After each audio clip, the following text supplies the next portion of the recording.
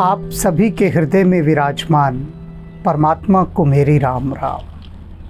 अनेक भक्तों ने यह इच्छा प्रकट की है कि आप हर समय हनुमान जी के साथ रहते हैं, तो कुछ रहस्य की बातें, उनकी कुछ एक आध झलकी हमें दिखा दीजिए। हनुमान जी से अनुमति लेकर आज एक प्रसंग आप सभी के साथ साझा कर रहा हूँ, और यह प्रसंग कोई साधारण प्रसंग नहीं है। इस प्रसंग को यदि आप अपने घर में साकार करेंगे तो आप भी उसी युग में पहुंच जाएंगे जिस युग की, जिस कालखंड की घटना मैं आज आपको बताने जा रहा हूं और उसका रहस्य उद्घाटन करने जा रहा हूं। बात ये उस समय की है जब हनुमान जी वन वन में राम आध्यात्मिक उपन्यास लिखवा रहे थे। अब एक दिन उन्होंने कहा कि चलो कुछ दिखाता हूँ। क्या दिखाया?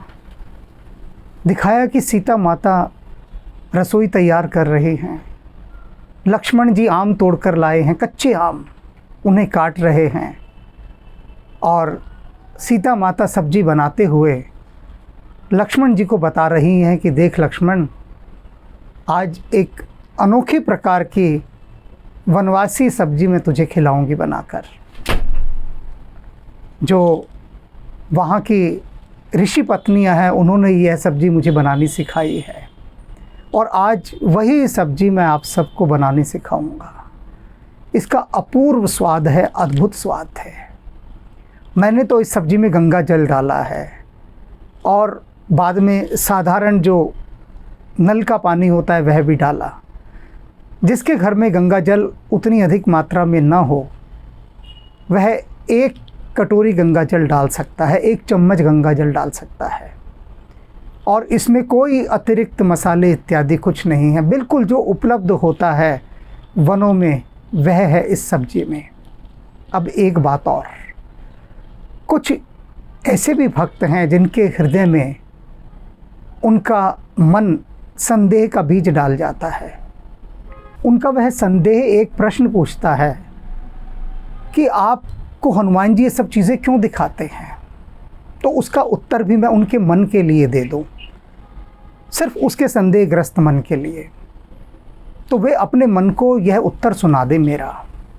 आम तौर पे आप लोग अपनी ज़िंदगी में क्या देखते होंगे कि आपका मन आपको कितनी कितनी जगह दौड़ा दौड़ा कर ले जाता है, खूब दौड़ाता है।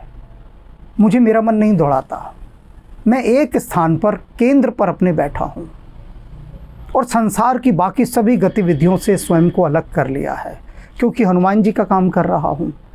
तो इसलिए संसार के सभी, लगभग सभी कामों से, शादी ब्याह, ये जितने समारोह, खेल खिलौने, सबसे अलग, सबसे दूर, अधिकतर समय, जो भी समय है, सब राम के नाम में। तो जब हमारी पूरी ऊर्जा, फोकस ही हनुमान जी के साथ राम के काम में है, तो फिर हनुमान जी सिर्फ वही दिखाएंगे जो राममय है। बाकी सारा संसार हमारी दृष्टि में आउट ऑफ फोकस हो चुका है।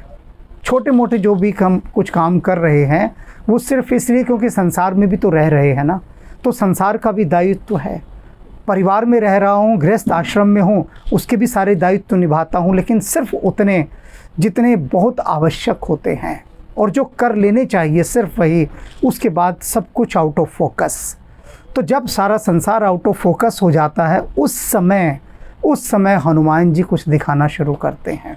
तो आइए आज वही क्षण, उसी काल में मैं आपको ले चलता हूँ, और यदि आप अपने घर में इस सब्जी को बनाएंगे ना, और इसी तरह से सात्विक रूप से राम का नाम लेकर ग्रहण करेंगे, तो आपके भीतर एक असीम ऊर्जा का निर्माण होगा, सात्विक ऊर्जा का निर्माण। और हाँ, एक छोटी सी बात कि लक्ष्मण जी क्या कर रहे थे, जब सब्जी बन रही थी तो जो गुठलियाँ बची थी कच्चे आम की, वो भी उन्होंने उस हांडी में डालने का प्रयास किया, तो सीता जी ने रोक लिया कि सुनो भैया, इसमें गुठली नहीं डालते, वरना सब्जी का जो वास्तविक स्वाद आना है ना, उसमें कुछ फ़र्क पड़ जाएगा। तो गुठलियाँ नहीं डलवाई उन्होंने, लेकिन वो आम भी क्या थे, तत्काल तोड़े हुए, कच्ची आमियाँ तत्काल तोड़ी हुई, उससे भी फ़र्क पड़ता है।